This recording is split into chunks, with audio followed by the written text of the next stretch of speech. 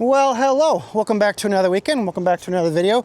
So we are about a month, well, more like 3 weeks. We're about 3 to 4 weeks away from the start of 2025 Bronco production, which means that it is time for my yearly video. Welcome to the 2025 Manual Transmission Buyer's Guide for the Ford Bronco. Stick around.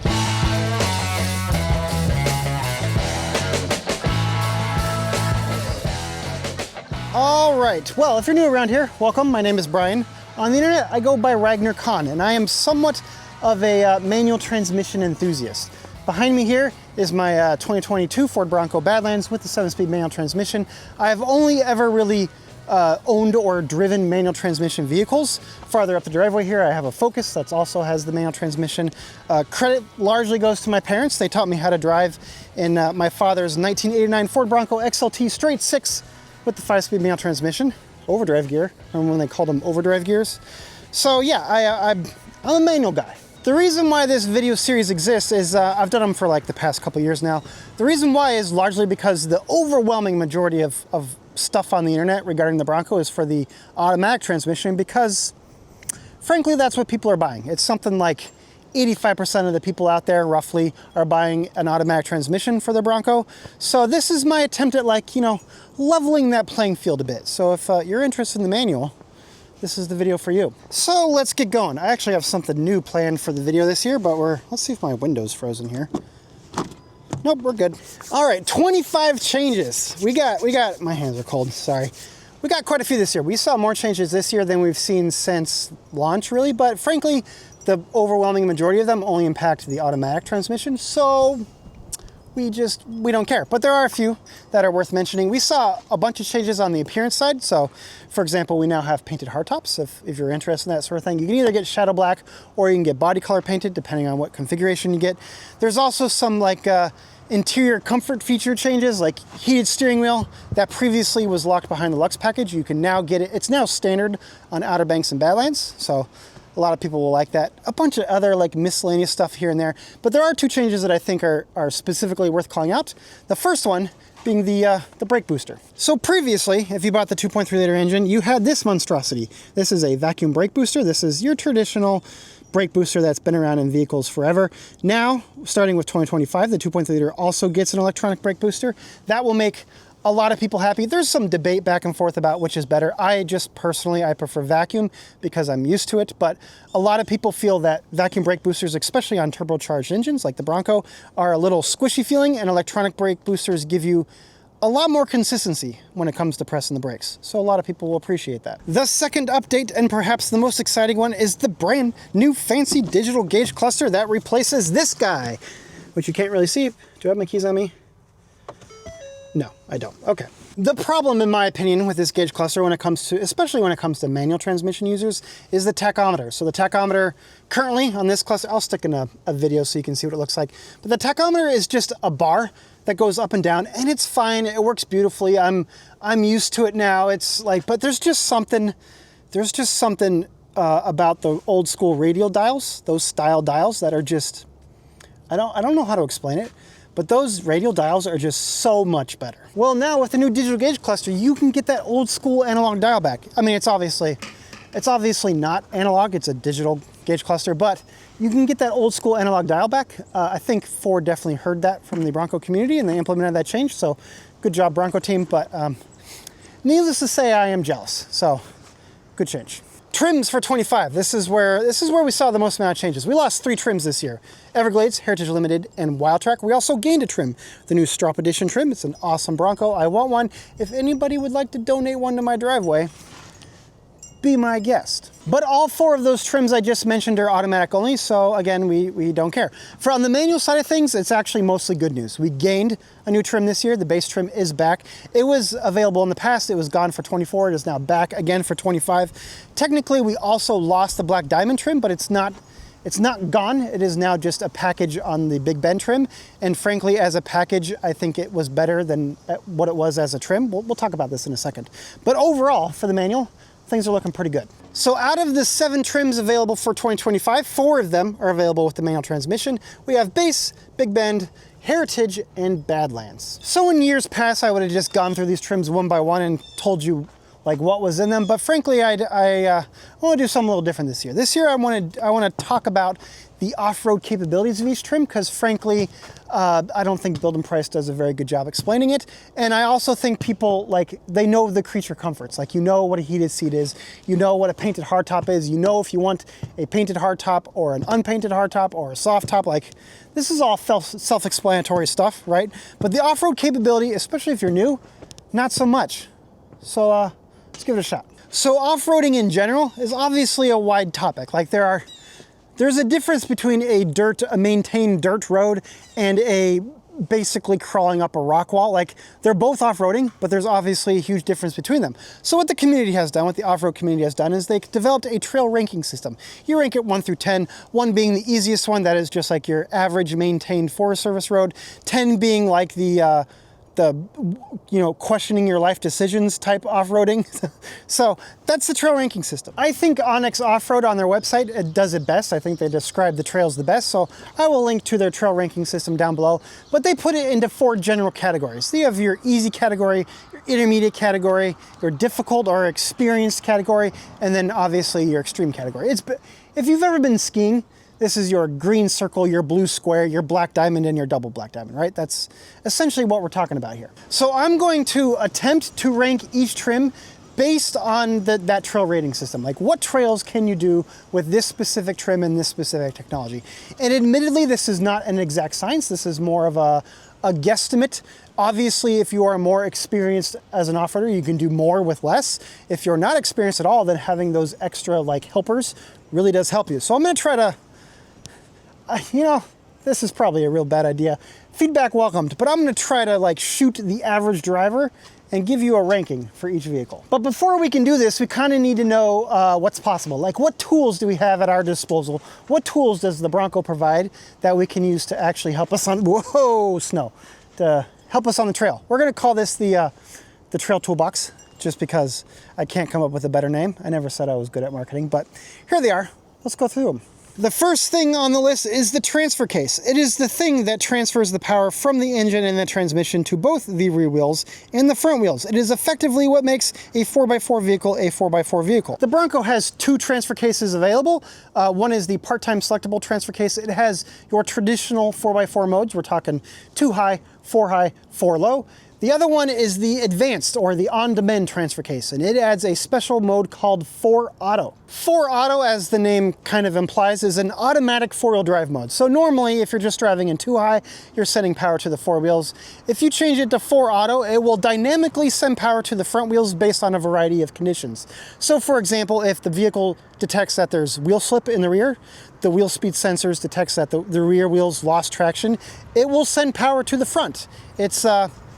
It's pretty awesome, I won't lie. Now, is 4 Auto required for off-roading? No, absolutely not, I don't think so. 4 Auto really shines in 2 scenarios. One is like if you're, let's say you're doing some more spirited driving, tearing around mountain curves and whatnot, 4 Auto is really handy there. It's also really handy just for daily driving. Like if you live somewhere where it snows and you're dealing with this crap, snow, ice, rain, whatever, 4 Auto definitely helps in that scenarios.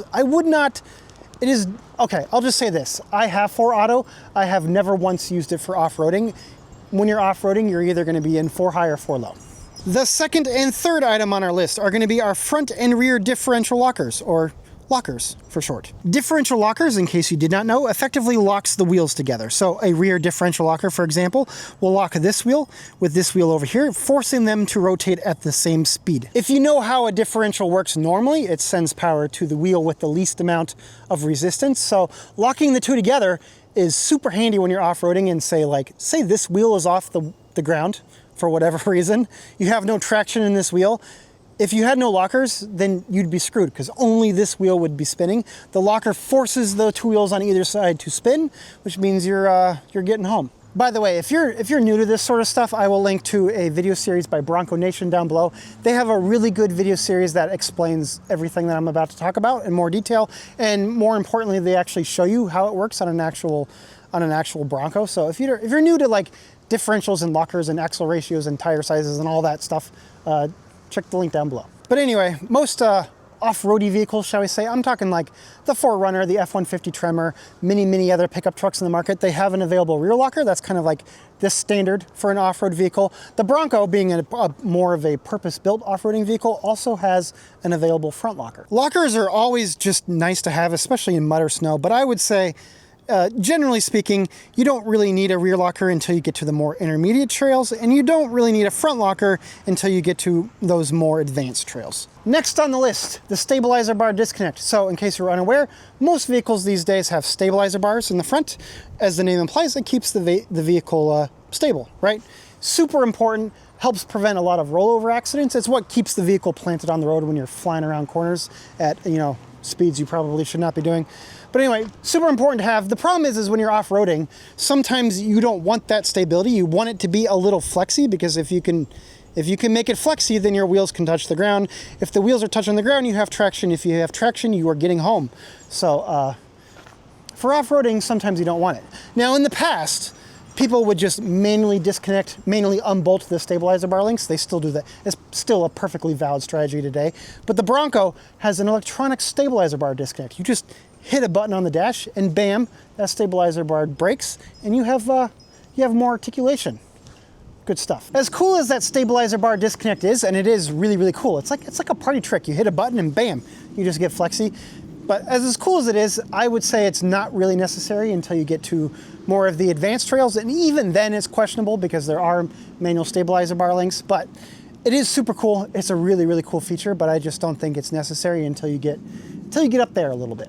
Next on the list is our underbody protection. I'm talking, your steel bumpers, I'm talking your bash plates underneath the vehicle, I'm talking your rock rails right here, and these are basically an insurance policy. It protects the underside of your vehicle. Now, when you get to the more advanced trails, you will need to like slam your rock rails into a rock to be able to get the pivots that you need.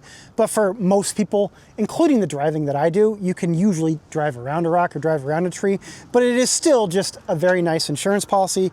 You can get these from the factory. There's a bunch of these aftermarket as well. So it's not, a huge deal if you don't get it, but still very nice to have. Next on the list is your tires. Arguably, I should have made this like the second item on the list after the transfer case, but your tires, obviously important for off-roading. These are 33-inch BFG KO2s. I'm not gonna spend a whole lot of time talking about tires because it is probably the easiest thing to upgrade aftermarket on your Bronco, but just to give you a rough general idea, for the easy trails, we're thinking 32 to 33-inch tires. Intermediate trails are 33s to 35s, and the advanced trails are definitely 35s and up. Some people would argue even 37s and up. It depends who you ask, right? But general idea, the Bronco offers anywhere between 30 and 35s. 35s is all most people would ever need, but again, don't worry about it too much because it is definitely one of the easier things to upgrade aftermarket. What is more important than the tires, in my opinion, is the axle ratio, and that's just because it is a much more complicated and costly component to upgrade. There are 4 axle ratios on the Bronco. The manual has access to 2 of them, 446 and 470. The higher the number, the lower the gear ratio. The lower the gear ratio, the more performance.